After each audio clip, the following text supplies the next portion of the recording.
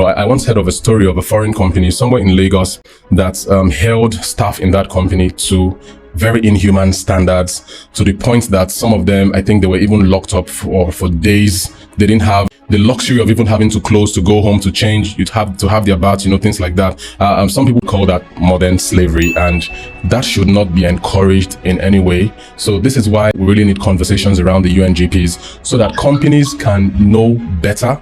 If companies know better, they would definitely do better. So a set of frameworks that would guide companies on the kinds of corporate behavior to put out there, corporate behaviors that comply to human rights standards, international human rights norms and standards. Then when you're looking at supply chains, you're looking at companies that engage in businesses that require other partners within the value chain of that business. It's also important to checkmate what those companies do, what they bring to the table, to be sure that they are not engaging some form of slave labor to do certain things that they do, which is also very important, that they take note of certain things to ensure that those companies do right and act right at the end of the day. So knowledge of the UNGP, it helps companies to redefine their conversation around acceptable norms in business practice. It's important that companies pay attention to human rights principles. They pay attention to human rights ideals.